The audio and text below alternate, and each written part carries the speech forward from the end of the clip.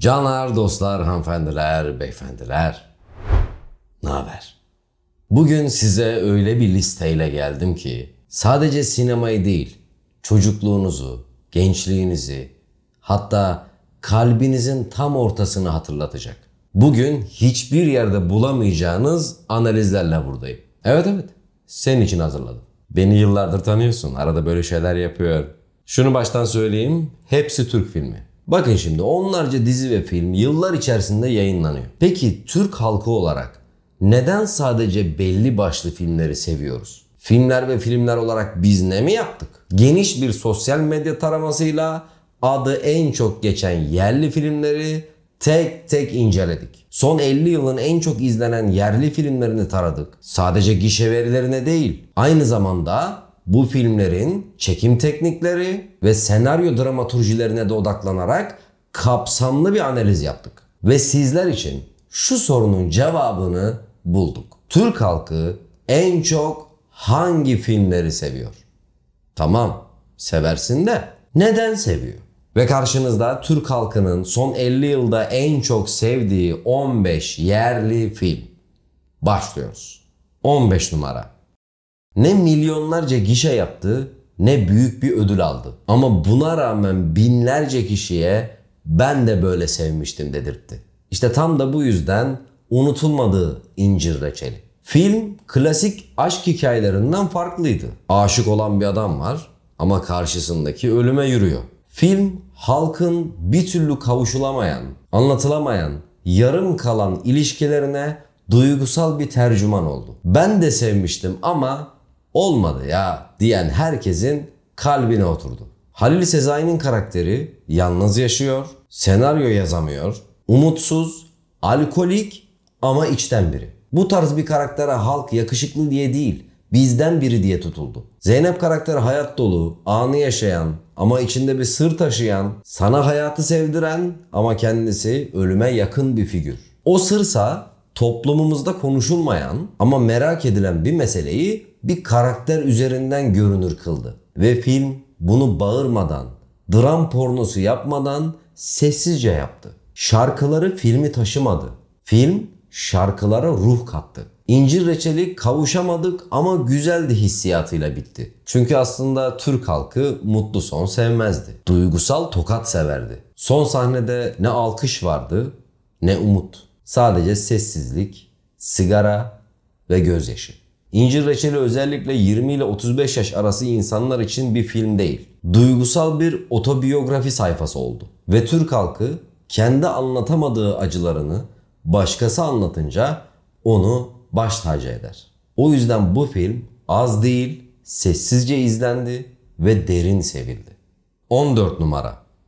Gişeyi yıktı geçti. Komedi türüne yepyeni bir halka ekledi. Ama mesele sadece güldürmek değildi. Bu film kolektif deliliğin, toplu umutlanmanın ve yeter ki evlenelim zihniyetinin sinema hali. Evet, bu film Düğün Dernek. Film aslında Türkiye'de bir düğün yapmanın ne kadar absürt bir şeye dönüştüğünün belgeseli gibi. Ahmet Kural'ın karakteri filmde her ne kadar çok sevilse de öne çıkan ve bağ kurulan esas karakter Rasim Öztekin'in canlandırdığı Sivaslı İsmail karakteridir. Hayali bir düğün yapmak ama aslında itiraf edemediği şey oğlunu onurlandırmak. Türk halkı için bu karakter benim babam da bu olabilirdi hissiyle bağ kurdurdu. İzleyiciyi yormayan ve her seviyede güldüren bir mizaha sahipti. Film boyunca şakalar ne elit takıldı ne de ucuz espri vardı. Halk bu filmde aslında şunu sevdi. Biz çoğu şeyi bazen cahilce, bazen plansız yaparız ama olur. Film her ne kadar komedi gibi görünse de altında fakirlik, çaresizlik, yalnızlık ve biz bize yeteriz duygusu yatar. Bu hem güldük hem ağladık hissi Türk halkı için tam kıvamında film anlamına gelir. Sonuç olarak Düğün Dernek bir düğün filmi değil. Türkiye'nin kolektif manyaklığına yapılmış bir saygı duruşudur. 13 numara.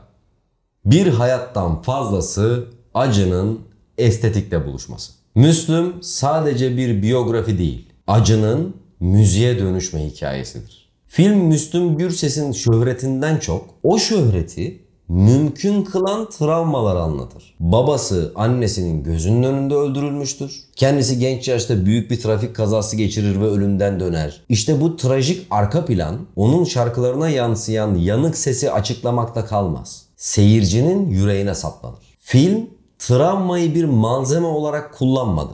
Anlatının merkezine koydu. Babasının baskısı Müslüm'ün kırık ruhudur. Gençliğindeki kayıplar şarkı sözlerindeki kasvettir. Muhterem Nur'la ilişkisi kırık bir adamın tutunma çabasıdır. Bu yapı klasik dramatik kurgu olan yaralı kahraman, içsel mücadele, kabul ve dönüşüm üçlemesini birebir taşır. Ve başrolde Timuçin Esen taklit yapmaz. Müslüm Gürses'in ruh haline bürünmüştür. Jestler, mimikler, ses tonu, sahne performansları gerçek sanılacak kadar içtendir. Bu durum izleyicide film izlemiyorum, adamın hayatına tanıklık ediyorum duygusu yaratır. Bu da filmle bağ kurmayı duygusal değil, neredeyse fiziksel bir seviyeye taşır. Herkes bilir ki Müslüm'ü sevmek sadece müziğini değil, acıya saygıyı da öğrenmektir. 12 numara. Türk halkının hem güldüğü hem de bizim evin hali ya bu diyerek benimsediği modern bir klasik olmuştur aile arasında filmi. Film klasik bir romantik komedi gibi başlar ama aslında bir aile yapısı parodisi sunar. Mizah unsuru sadece repliklerle değil, karakter çatışmalarına, görsel detaylara ve kültürel farklara da dağılır. Filmde kimse şakacı olmak için orada değildir. Herkes zaten komik yazılmış bir hayatın içindedir. Aile arasında filmi Türkiye'nin iki farklı aile modelini karşılaştırır. Bir yanda Adanalı muhafazakar erkek egemen bir aile, öte yanda İstanbul'da yaşayan yalnız, çekingen, nevrotik bir adam. Bu iki yapı karşı karşıya geldiğinde hem çatışma olur hem de kültürel bir yumuşama başlar. Seyirci bu durumda kendini arada kalmış hisseder. Hem geleneksel değerleri anlar hem de modern yalnızlıkla empati kurar. Engin Günaydın'ın oynadığı Fikret karakteri boşanmış, işini kaybetmiş, özgüvensiz bir adamdır. Türk sinemasında görmeye alışkın olmadığımız bir erkek karakter modelidir. Çünkü bazen kahraman olmak değil, normal olmak yeterlidir. Filmdeki ev dekorları bile sınıf farkını anlatır. Mesela Solmaz'ın evi sıcak, samimi, yaşanmışlık doluyken Adanalıların evi klasik Türk zenginliği, altın yaldız, işlemeli mobilyalar barındırır. Filmin renk paletiyle de bu fark vurgulanır. Solmaz ve Fikret'in sahneleri pastel yumuşak tonlardayken karşı ailenin sahneleri daha parlak ve daha kontrastlıdır. Film aile sadece kan bağıyla kurulmaz mesajını merkezine alır. Hikaye boyunca yalanlarla kurulan ilişki sonunda gerçek sevgiyle kalıcı hale gelir. Bu Türkiye gibi el alem ne der baskısı olan toplumlarda seyirci için rahatlatıcı bir finaldir. Gülüne gülüne normalleşen bir dönüşüm sunar. Filmde hem şehirli hem de taşralı izleyici kendini göstermiştir. En önemlisi yargılamadan anlatır. İşte tam da bu yüzden sevilmiştir. 11 numara. Türk sinemasında hem milli gururu hem de evrensel insan sevgisini aynı potada eriten nadir yapımlardan birisidir Ayla. Filmin gerçek bir olay olması izleyiciyi ilk dakikadan itibaren bağlar. Seyirci bir kurgu izlemez. Gerçek bir sevginin peşine düşer. Bu gerçeklik etkisi hikayeye güven katarken izleyicinin duygusal bağ kurmasını dramatik dozdan daha hızlı yapar. Ayla klasik savaş filmlerinden farklıdır. Odak noktası silah değil, merhamettir. Biyolojik değil ama kalpten kurulan bir baba kız ilişkisi zaten evrensel bir duygudur. Bu yüzden Türk izleyici kadar Koreli izleyiciler tarafından da etkileyici bulunmuştur. Bu dil, din, kültür tanımayan bir bağdır. Türk askerinin Kore'deki fedakarlığı yıllarca tarih kitaplarında soğuk cümlelerle geçti. Ayla bu isimsiz kahramanlara insani bir yüz kazandırdı. Asker sadece savaşmıyor, insanlığın onurunu da kurtarıyor dedirtti. Bu da filme milliyetçi duygulara yaslanmadan milli gurur kazandırdı. Ve tüm bunların yanında yönetmen Can Ulkay, filmin anlatısında Hollywood'un savaş draması kalıplarını kullandı. Açılışta savaş sahnesi, bağ kurma süreci, ayrılık ve yıllar sonra kavuşma. Sinema filmlerinde bu yapı sayesinde izleyici zaten hali hazırda kendini güvende hisseder. Ne zaman ağlayacağını, ne zaman güleceğini bu yapı sayesinde bilir. Ayla sadece bir savaş filmi değil. Şefkatin, insanlığın ve bağ kurmanın sinemasal marşıdır. Türk halkı da bu filmi sevdi. Çünkü gerçekti, içtendi, sahiplenilesiydi ve bizden biriydi. 10 numara. Kimine göre Türk sinemasının çöküş sembolü. Kimine göre de halkın gerçek sesi. Ama şu net, gişede tarih yazdı ve milyonlarca insan bu filmi sinemalarda severek izledi. Hep kötülemek olmaz. Şimdi de Recep İvedik'in neden sevildiğini anlatayım. Milyonlarca izlenme sayısıyla Türk sinema tarihinde en çok izlenilen filmlerden biri. Çünkü Recep İvedik sadece bir film değil, kültürel bir fenomen. Recep karakteri ahlak dersi vermez, düzgün konuşmaz, elit değildir. Ama halk zaten onu bu yüzden sever. O, kaynayan bir tencereyi temsil eder. Patronuna sinirlenen, trafikle boğuşan, sürekli dışlanan sıradan bir adamın dışa vurumudur. Bu yüzden onu izlemek bir nevi gizli bir iç dökme seansı gibidir. Ben bunu diyemem ama Recep diyebiliyor cümlesinin sebebidir. Bu film mizahını sokaktan alır. Akademiye götürmez. Küfür, abartı, karikatürize jestler sayesinde onunla özdeşleşmeyi kolaylaştırır. Kimisi güler, kimisi sinir olur. Ama herkes konuşur. Özellikle genç erkek kitlesi için Recep bir sosyal rahatlama butonu gibi çalışır. Şahan Gökbakar Recep İvedik karakterini öyle içselleştirmiştir ki mimikler, tonlama, ritim karaktere sahte gelmez. Bu tutarlılık sayesinde de karakter karikatür gibi değil, tanıdık biri gibi görünür. Recep İvedik yüksek sanatın değil, yüksek yankının filmidir. Onu sevmek için sinema mezunu olmana gerek yoktur. Herhangi bir konuda kendini dışlanmış hisseden herkes o salona girer. Kimse onu bir kült film diye sahiplenmez ama herkes bilir ki Recep geldiğinde salon dolacaktır. 9 numara. Türk sinemasının en çok içselleştirilen, en çok tartışılan ve en çok hissedilen filmi. Selvi Boylum, Al Yazmalım. Filmin finalinde geçen o sevgi emekti repliğini herkes bilir. Bu cümle Türk halkı için sadece bir replik değil. Aşkı, sadakati, bağlılığı ve hayat görüşünü özetleyen ahlaki bir pusula haline gelmiştir. Filmi herkes farklı yorumladı ama herkes kendine bir cevap buldu. Halkın gözünde bu hikaye biz de böyle sevdik ama olmadığının ilk sinema versiyonudur.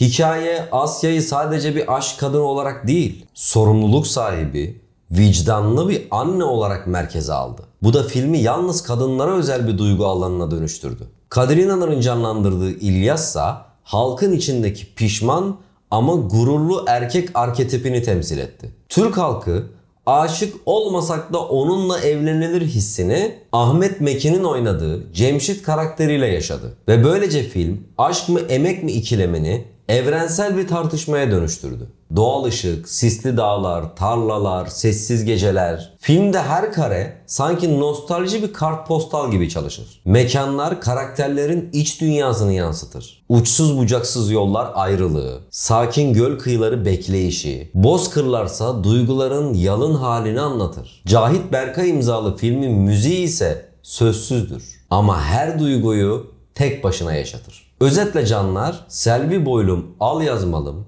aşkı romantikleştirmedi. Aşkı yere indirdi, evin içine soktu, çocuğun üstüne örttü. Türk halkı bu filmi çok sevdi. Çünkü herkes o ayrılığı yaşadı. Herkes bir Cemşit'i ihmal etti. Herkes emek mi aşk mı sorusunu kendi kalbine sordu ama cevabı film verdi. Sevgi emekti. 8 numara.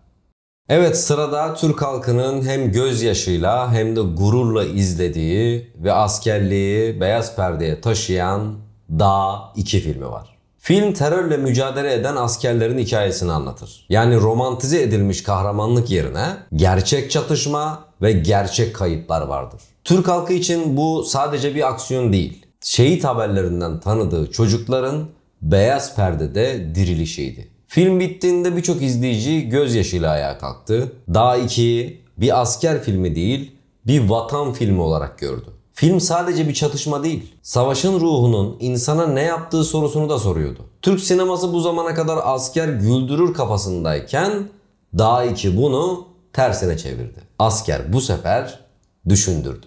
Dağ 2 ilk film gibi sessiz sedasız gelip gişede 3.6 milyon izlenerek patladı. Peki bu listede neden Dağ 2 var? Neden Dağ 1 değil? Çünkü Dağ 1 bireysel bir hikayeydi. Ama Dağ 2 kolektif bir ruhun sesi oldu. Ve Türk halkı her zaman tek kişilik kahramandan çok omuz omuza duran adamları sever. Dağ 2 Hollywoodvari efektlerden değil, toplu gururdan doğan bir alkıştır. 7 numara. Bu filmde başrol Memo'nun zihinsel engelli olması ve kızına duyduğu saf sevgi filmi klasik bir dramdan çıkarıp evrensel bir vicdan hikayesine dönüştürmüştür. Evet, 7. Koğuştaki mucize.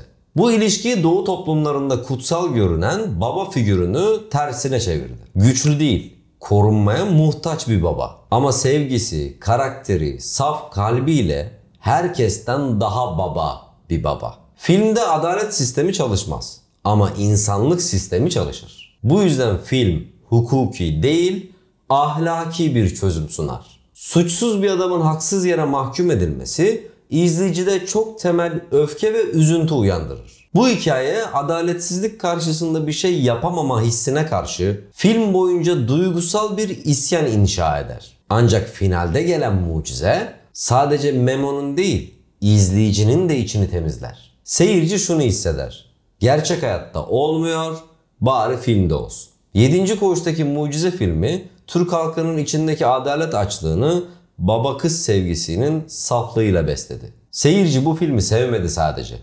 İçini döktü, affetti, rahatladı. 6 numara. Bu film sadece üzücü değil. Yoksulluğu, kardeşliği ve çocuk gözünden hayatı anlatan acı ama dürüst bir sinema örneğidir. Canım kardeşim. Film yoksul bir mahallede yaşayan iki kardeşin ve bir arkadaşlarının hikayesini anlatır. Küçük kardeş kanser olur ve son isteği de bir televizyon izlemektir. Türk halkı bu filmde kendi çocukluğunun yoksulluğunu gördü. O yüzden sadece izlenmedi, yaşandı. 70'lere kadar Yeşilçam'da genelde fakirlik, komik ya da romantik bir fon olarak gösteriliyordu. Ama Canım Kardeşim'de yoksulluk, kırılganlık ve çaresizlikle geldi. Halk bu filmde ya kaybettiği bir kardeşi, ya ihmal ettiği bir abisini ya da çocukken yaşadığı o az şeyle mutlu olma halini hatırladı. Diyaloglar kısaydı, mekanlar boştu, müzik az ama doğru yerdeydi. Kamera açıları bile çocuksuydu. Yerden, aşağıdan ve saf gözle kurulmuştu. Ertem Eğilmez duyguyu pornolaştırmadan vermişti. Ya bugünün çocuklar için saçma görünebilir ama 70'lerde bu umut kapısıydı. O televizyonun gelmesi bir çocuğun cenneti gibiydi. Ve bir şeyi tam aldığında aslında kaybetmiş olmanın hikayesi bu kadar sade anlatılamazdı. Canım Kardeşim fakirliğin ağlanarak değil, susularak yaşandığını anlatan bir filmdir. Bu yüzden hala bir kere daha izleyeyim değil de izlemeye cesaret edemem dedirten tek yerli yapım budur. 5 numara. Türk halkı bu filmi sadece izlemekle kalmadı. Kalbine de yazdı. Evet, Vizontele'den bahsediyorum. Siz de biliyorsunuz film 70'li yılların başında Doğu Anadolu'da bir kasabaya gelen ilk televizyonun yarattığı kırılmayı anlatıyor. Türkiye'nin dört bir yanındaki insanlar ya o dönemi yaşadı ya da onlara anlatıldı. Bu filmle birlikte insanlar sadece karakterleri değil, kendi geçmişlerini de izledi. Yılmaz Erdoğan'ın karakteri zeki ama uyumsuz, saf ama derin. Kasabanın delisi ama en çok hisseden adamı. Belediye başkanı, imam, muhtar, öğretmen. Her biri Türkiye'nin her kasabasında görmeye alışık olduğumuz insanlar. Dolayısıyla bizim köyde de böyle biri vardı hissi izleyiciyi filme bağladı. Kasabaya bir televizyon gelir, insanlar önce ondan korkar, sonra hayran olur. Kimisi şeytan sanar, kimisi Allah'ın sesi zanneder. Bu Türkiye'nin teknolojik gelişime verdiği karışık tepkinin aynasıdır. Yenilik gelince önce tedirgin oluruz, sonra sarılırız. Vizontele bunu gerçek ve komik bir dille gösterdi. Vizontele filmi devleti, imamı, bürokratı, korkuyu, cehaleti hepsini eleştirir ama küfürle, bağırarak değil, mizahla yapar. O yüzden her görüşten insan bu filmi benimsedi. Ne dinci rahatsız oldu, ne de laik. Ne sağcı kızdı, ne de solcu. Çünkü film taraf olmadı, samimi oldu. Vizontele Türkiye'nin kendiyle yüzleşmeden, kendini yargılamadan, gülerek ve üzülerek hikayesini anlattığı bir film oldu. 4 numara. Türk sinemasında bilim kurgu neredeyse hiç yoktu. Gora sadece uzaya gitmedi. Türk mizahını da yanına aldı. Halı tüccarı bir adamın uzayda kahraman olması şu mesajı verdi: Amerikalının astronotu varsa bizim de Arif'imiz var. Komutan Logar bir cisim yaklaşıyor gibi replikler sadece filmde kalmadı ki. Deyim gibi, şaka malzemesi gibi yaşadı. Filmden sonra insanlar Cem Yılmaz'a değil, Arif'e dönüşmeye başladı. Filmde Matrix, Star Wars, 5. Element filminden referanslar havada uçuşuyor. Ama hepsi hem Türkleştirilmiş hem de dalgaya alınmış şekildeydi. Aynı sahnede hem bilim kurgu bilen güldü hem de bilmeyen. Dolayısıyla bu çok katmanlı mizah halkın her kesimine hitap etti. Arif karakteri öyle kasıntı değil. Hafif üçkağıtçı, pratik zekalı, lafla döven, korkak ama yeri geldiğinde cesur. Halk bu karakterde bizden birini gördü. Süper kahraman değil. Çantacı bir dayı ama gezegeni kurtarıyor. Bütün bunların yanında efektler, set tasarımı, kostümler 2000'ler Türkiye'si için resmen çığır açtı. İnsanlar Cem Yılmaz yaptıysa olur hissini ilk kez bu filmle tattı. Ve halk şunu düşündü: demek ki biz de büyük film yapabiliyormuşuz. Öyle ki Gora sosyal medya henüz ortada yokken repliklerle yayıldı. O replikler MSN nicklerine yazıldı. Müzikleri telefon melodisi yapıldı. Herkes ezbere biliyordu ama sosyal medya öncesi viral olabilen ender filmlerden biri olarak YouTube'dan izlenmemişti. Yani tamamen kulaktan kulağa yayılan bir kült haline geldi. Gora Türk halkı için sadece bir film değil. Biz istersek yaparız ulan demenin komik ve gururlu halidir. Çünkü izleyici ne efektleri ne de uzaylıları önemsedi. En çok Arif'i sevdi. Çünkü o bizim sokaktan çıkıp evrene kafa tutan halimizdi. 3 numara. O sadece bir komedi filmi değil. Türk sinemasının DNA'sına kazınmış, neredeyse kolektif bir hafızaya dönüşmüş bir eserdir. Evet, Hababam Sınıfı. Biliyorsunuz film temelde taşlamadır. Ezberci, disipline takıntılı, otoriter eğitim sistemini tiye alır. Eğitim mi veriyoruz yoksa sadece zorluk mu çıkarıyoruz sorusunu gülerek düşündürür. Mahmut Hoca karakteriyle hem öğretmenin sertliği hem de vicdanı temsil edilir. Otorite figürüdür ama düşman değildir. Bu yüzden seyirci onu yadırgamaz.